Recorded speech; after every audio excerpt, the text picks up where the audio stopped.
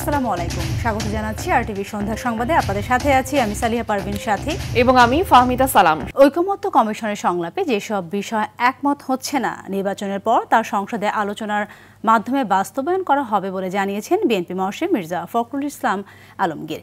আগামী ফেব্রুয়ারিতে নির্বাচনের মাধ্যমে দেশের মানুষের আকাঙ্ক্ষা পূরণ হবে আশা তার। দলের স্থায়ী কমিটির সদস্য ডাক্তার AZM জাহিদ হোসেন বলেছেন, দ্রুততম সময়ে নির্বাচনের মাধ্যমে জনগণের হাতে মালিকানা ফিরিয়ে দেওয়ার মাধ্যমে নতুন বাংলাদেশ গড়া হবে। বিস্তারিত রুদ্র রফিকের রিপোর্টে।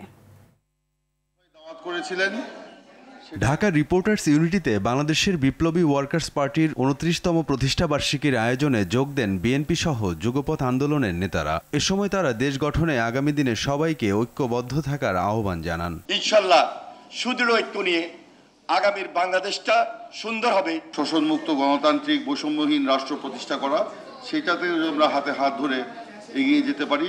অনুষ্ঠানে বিএনপি মহাসচিব বলেন, গণ অভ্যুত্থানের মাধ্যমে দেশ বিনির্মাণে যে নতুন সুযোগ তৈরি হয়েছে, ঐক্যবদ্ধ না থাকলে তা কাজে লাগানো যাবে না।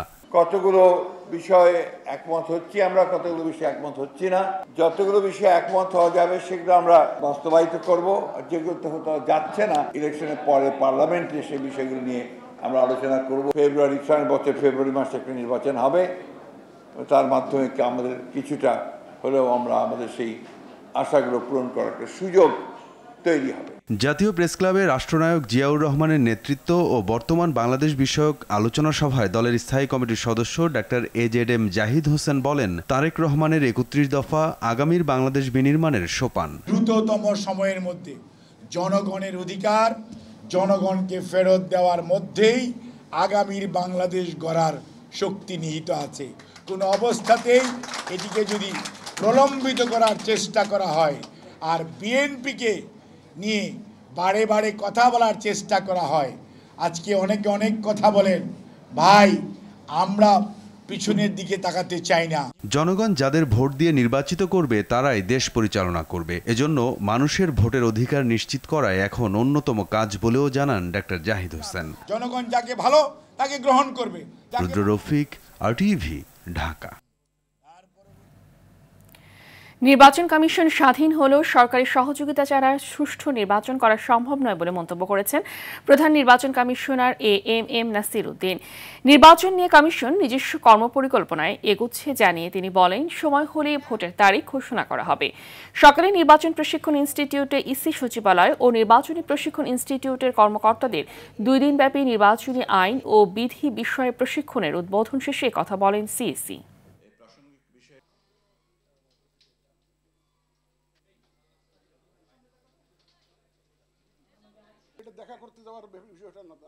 আপনি স্বাধীন বলেন না কেন ইসিকে, সরকার ছাড়া নির্বাচন করা সম্ভব, কারণ সরকারের সহযোগিতা নিয়েই তো আমাকে নির্বাচনটা করতে হবে। আমাকে আইন শৃঙ্খলা বাহিনীর সাথে অফিসারদের সাহায্য নিতে হবে, প্রশাসনের সহযোগিতা নিতে হবে। সুতরাং সরকার এখানে মুখ্য একটা ভূমিকা রাখবে তো ইলেকশনের মধ্যে। এটা ছাড়া তো সম্ভব না। ডেটের ব্যাপারে এটা আপনারা যথাসময়ে জানতে পারবেন, আমরা যথাসময়ে শিডিউল ঘোষণা করবো, তখন জানতে পারবেন ইনশাআল্লাহ। সংসদের উচ্চকক্ষের প্রতিনিধি নির্বাচন নিম্নকক্ষের আসন সংখ্যার ভিত্তিতে করা হলে তা পুরোপুরি পণ্ডশ্রম হবে বলে মন্তব্য করেছেন নির্বাচন ব্যবস্থার সংস্কার কমিশনের প্রধান বদিউল আলম মজুমদার। তিনি বলেন, এতে দলের আধিপত্য আরও নিরঙ্কুশ হবে, স্বৈরাচার আরও পাকাপোক্ত হবে। বিকেলে রাজধানীর আন্তর্জাতিক মাতৃভাষা ইনস্টিটিউটে গোলটেবিল বৈঠকে বদিউল আলম মজুমদার বলেন, যারা নির্বাচনে জিততে পারবেন না এবং অন্য কোথাও জায়গা নেই তাদের উচ্চকক্ষে পুনর্বাসন করা হতে পারে। এ সময় এবি পার্টির চেয়ারম্যান মুজিবুর রহমান মঞ্জু বলেন, দেশ এখনই 2 কক্ষ বিশিষ্ট সংসদীয় ব্যবস্থা কার্যকরের জন্য প্রস্তুত নয়।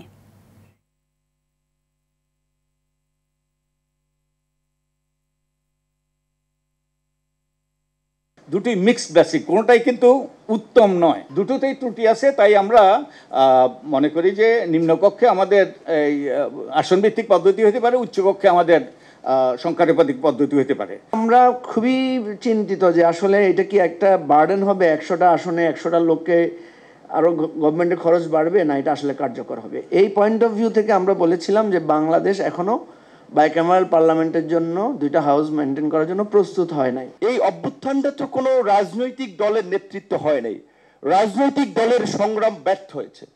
ছাত্র জনতা নাগরিকদের সম্মিলিত প্রচেষ্টায় অভ্যুত্থান হয়েছে, এই ছাত্র জনতা নাগরিক আমরা যেটা চাবো সেটাই হবে। কোন রাজনৈতিক দলের কাছে তো আমরা সংস্কার ঠিকাদারি দেই নেই। ২৬ শিক্ষার্থীর বহিষ্কার আদেশ বাতিলের দাবিতে রাজধানী বাড্ডা নতুন বাজারের সড়ক অবরোধ করেছে বেসরকারি ইউনাইটেড ইন্টারন্যাশনাল বিশ্ববিদ্যালয়ের শিক্ষার্থীরা। পুলিশ তাদের সরিয়ে দিতে গেলে বেঁধে যায় সংঘর্ষ, আহত হয় বেশ কয়েকজন। বিশ্ববিদ্যালয় কর্তৃপক্ষ দাবি মেনে নেওয়ার আশ্বাস দিলেও উল্টো সময় বেঁধে দেয় শিক্ষার্থীরা। এদিকে রাজধানীর গুরুত্বপূর্ণ সড়কটিতে যানবাহন চলাচল বন্ধ থাকায় চরম ভোগান্তিতে পড়েছে যাত্রীরা। বিস্তারিত জাকারিয়া খানের রিপোর্টে। সড়কে অবস্থান নেয়ার প্রায় 2 ঘন্টা পর বেসরকারি ইউনাইটেড ইন্টারন্যাশনাল বিশ্ববিদ্যালয়ের শিক্ষার্থীদের উপর অ্যাকশনে যায় পুলিশ। এ সময় আহত হয় বেশ কয়েকজন। পরে আবারও সড়কে অবস্থান নেন শিক্ষার্থীরা। এর আগে শনিবার সকাল 8:30 থেকে রাজধানীর বাড্ডা নতুন বাজারের সড়ক অবরোধ করে রাখে বেসরকারি ইউনাইটেড ইন্টারন্যাশনাল বিশ্ববিদ্যালয়ের শিক্ষার্থীরা। তাদের অভিযোগ 26 শিক্ষার্থীকে অন্যায়ভাবে বহিষ্কার করা হয়েছে। আমাকে দেখানো হয়েছে যে আমি বিসির বিরুদ্ধে কেন একটা কমেন্ট করেছি। আমার এক সহপাঠীকে বহিষ্কার করা হয়েছে, অথরিটিকে ফেসিস্ট কেন বলছে। 26 জন শিক্ষার্থীকে অন্যায়ভাবে বহিষ্কার করা হয়। বহিষ্কারের কারণ ছিল সেই মিথ্যা অভিযোগ, যেখানে বলা হয় যে আমরা শিক্ষকদের আটকে রেখেছিলাম। আমরা যখন এর প্রমাণ চাই, এর কোনো প্রমাণ তারা দেখাতে পারেনি। এ সময় ছাত্রদলের বেসরকারি বিশ্ববিদ্যালয়ের শাখার নেতাকর্মীরা আন্দোলনকারীদের সঙ্গে একাত্মতা প্রকাশ করেন। বিশ্ববিদ্যালয় প্রশাসনের আশ্বাসে সন্তুষ্ট হতে পারেনি শিক্ষার্থীরা, তাই তারা সময় বেঁধে দেন। আজকে যে ব্লকেট কর্মসূচি দিয়েছে, সেখানে উচিত ছিল বিশ্ববিদ্যালয় কর্তৃপক্ষের এসে তাদের বহিষ্কার প্রত্যাহার করা। এই হামলা করার কারণে স্বরাষ্ট্র উপদেষ্টা আজকে এখানে এসে আমাদেরকে বলবে যে কেন হামলাগুলো হয়েছে। যদি আমাদের দাবিগুলো না মেনে না নেওয়া হয়, বসুন্ধরা আছে, এদিকে বাড্ডা আছে, সব জায়গায় আমাদের ব্লকেট কর্মসূচি। রাজধানীর গুরুত্বপূর্ণ সড়কটিতে যানবাহন চলাচল বন্ধ থাকায় চরম ভোগান্তিতে পড়েছেন যাত্রীরা। কেউ পায়ে হেঁটে, আবার কেউ বিকল্প যানবাহনে গন্তব্যে যান। নর্দা থেকে হেঁটে আসছি প্রায় আধা ঘন্টার সময়। আমরা তো সাধারণ মানুষ, আমরা তো সাফারার হচ্ছি আর কি সেই 5ই আগস্টের পর থেকে। আন্দোলনের মানুষের ভোগান্তি, বিশাল ভোগান্তি। জাকারিয়া খান, RTV, ঢাকা। এদিকে ঢাকা মেডিকেল কলেজের একাডেমিক কার্যক্রম অনির্দিষ্টকালের জন্য বন্ধ ঘোষণা করে রোববার দুপুর 12টার মধ্যে হোস্টেল ত্যাগ করার নির্দেশ দিয়েছে কলেজ প্রশাসন। শনিবার একাডেমিক কাউন্সিলের এক জরুরি সভায় এই সিদ্ধান্ত হয়। বিকল্প আবাসন ও অবকাঠামোগত উন্নয়নের 5 দফা দাবি জানিয়ে হল না ছাড়ার ঘোষণা দিয়েছে শিক্ষার্থীরা। বিল্লাল হোসেনের রিপোর্ট, জানাচ্ছেন মাইদুর রহমান রুবেল। ঢাকা মেডিকেল কলেজের শহীদ ডাক্তার ফজলে রাব্বি ছাত্রাবাসের এই চিত্রই বলে দেয় কতটা ঝুঁকিপূর্ণ অবস্থায় বসবাস করছে আবাসিক শিক্ষার্থীরা। 7 মাস আগে গণপূর্ত বিভাগ ভবনটিকে পরিত্যক্ত ঘোষণা করলেও বিকল্প ব্যবস্থা নেয়নি মেডিকেল কলেজ প্রশাসন। এমন বাস্তবতায় নিরাপদ ক্যাম্পাস ও ঝুঁকিমুক্ত আবাসন ব্যবস্থার দাবিতে কয়েক সপ্তাহ ধরে আন্দোলন করে আসছে ঢাকা মেডিকেল কলেজের শিক্ষার্থীরা।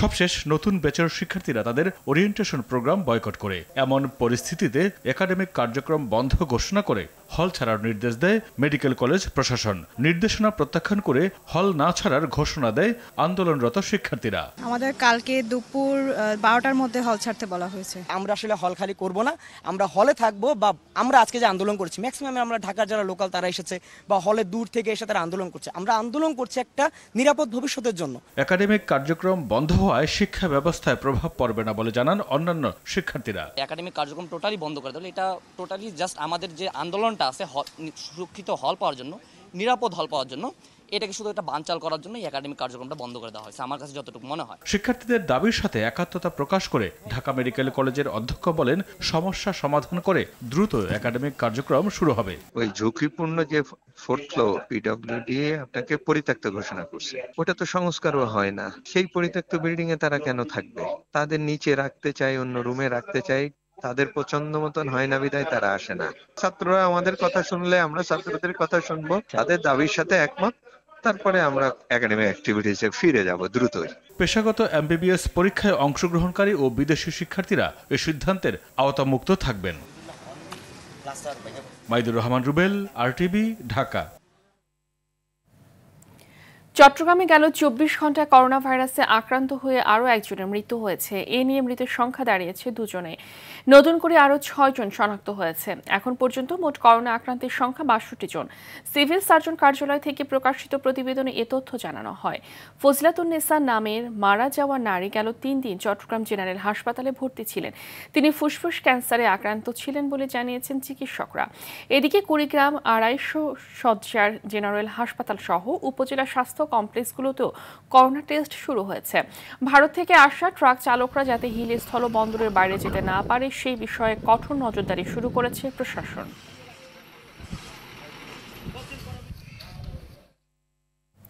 এদিকে করোনা ভাইরাস প্রতিরোধে মানা হচ্ছে না কোনো বিধিনিষেধ। স্বাস্থ্য অধিদপ্তরের পক্ষ থেকে নির্দেশনা দিয়ে নানা বিজ্ঞপ্তি দেওয়া হলেও কারো মধ্যে নেই সচেতনতা। এমনকি হাসপাতালগুলোতেও মানা হচ্ছে না কোনো বিধিনিষেধ। রাজধানীর সোহরাওয়ার্দী হাসপাতালে বহির্বিভাগে দেখা যায় সামাজিক দূরত্ব বজায় না রেখে গাদাগাদি করে মাস্ক ছাড়াই রোগীরা ভিড় করছেন চিকিৎসা সেবা নিতে। তারা বলছেন এমন কোনো ব্যবস্থা বা সতর্কতা করেনি সংশ্লিষ্টরা।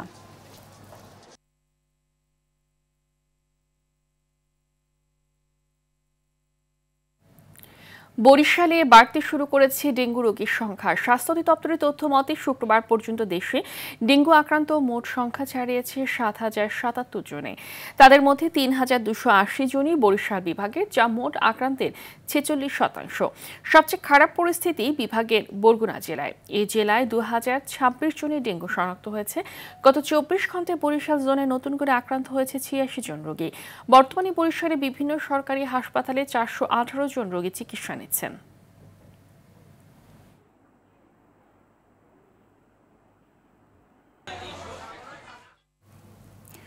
অস্বাস্থ্যকর ভেবে খোলা তেল খাচ্ছেন না ঠিকই, কিন্তু নিজের অজান্তেই প্রতিদিন বাইরের খাবারের সঙ্গে সেই খোলা তেল গ্রহণ করছেন।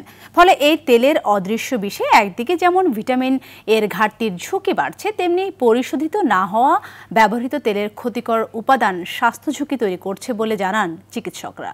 নজরদারির দুর্বলতাকেই দায়ী করছে বিশেষজ্ঞরা। দীপ্ত চন্দ্রপালের রিপোর্ট। ঘরে বোতলজাত ফোর্টিফাইড তেল ছাড়া যেন রান্নাই হয় না, অথচ রেস্টুরেন্ট, ফুটপাত বা কোচিংয়ের পাশের ফাস্টফুড থেকে শুরু করে মুখে দেয়া প্রতিটি বাহিরের খাবারে অজান্তেই ঢুকে পড়ছে সেই খোলা তেল এবং পোড়া তেলের বিষ। দামে সস্তা আর সহজলভ্য হওয়ায় খোলা তেলের ব্যবহার বাড়ছে বলে জানান ব্যবহারকারী ব্যবসায়ী ও কারখানার মালিকরা। পাম অয়েল তেল প্রতিদিন তেল কিরকম লাগে? একবার একটু বেশি লাগতে পারে। ওইটা 1 সপ্তাহ মাল থাকলে এটা গন্ধ হয়ে যায়। এটা যে বাজার পরে যে সুজির ময়লাটা পরে না, মানে গুঁড়োটা, তখন তেলটা কালো হয়ে যায়। এটা তো টাকার কেনা তেল, ঠিক আছে, 1 কেজি তেলের দাম 180 টাকা ভাই। এটা কি ফেলাই দেওয়া সম্ভব আপনাকে? চিকিৎসকদের মতে দীর্ঘদিন এই তেল খেলে মানবদেহে বাসা বাঁধে ক্যান্সার সহ বিভিন্ন রোগের। আম গাছের একটা বিচি থেকে তৈরি হয়। এখানে মূলত থাকে 10% লিনোলিনিক অ্যাসিড থাকে, যেটা আমাদের শরীরের জন্য ক্ষতিকর। কি ক্ষতিকর? এখানে স্যাচুরেটেড ফ্যাট। এই ফ্যাটি লিভারের কারণ কিন্তু এই খোলা তেল, এই পাম অয়েল, এটা হার্টের ক্ষতি করে। অল্প বয়সেই ইসকেমিক হার্ট ডিজিজ করে। বিশেষজ্ঞদের দাবি, অদৃশ্য শক্তির দাপটে বন্ধ হচ্ছে না খোলা তেলের ব্যবসা। তাই সরকারি প্রতিষ্ঠানগুলোকে সমন্বিতভাবে বাজার মনিটরিংয়ের পরামর্শ দেন তিনি। আমাদের ব্যবসায়ীরা আমরা দেখেছি সিন্ডিকেট করে, মানে দাম বাড়ানো থেকে শুরু করে ভেজাল জিনিস চালানো থেকে শুরু করে এমন কোনো হীন কর্ম নেই তারা করে না।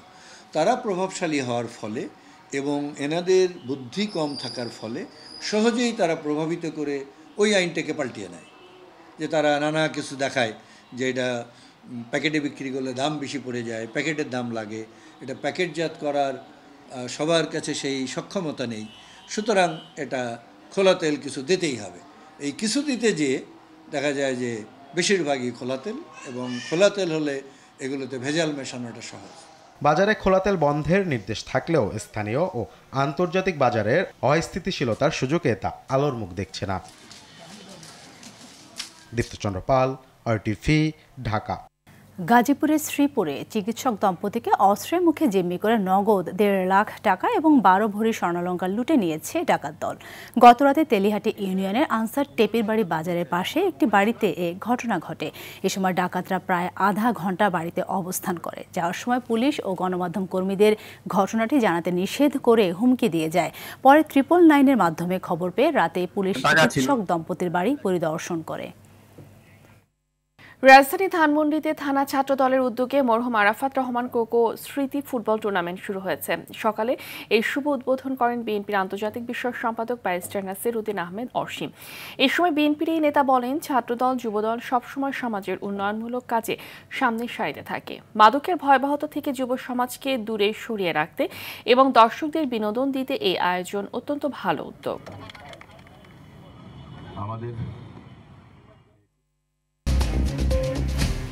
সন্ধ্যার সংবাদ এই পর্যন্তই। রাতের সংবাদ 11:15টায় দেখার আমন্ত্রণ রইল। ধন্যবাদ সবাইকে। ধন্যবাদ।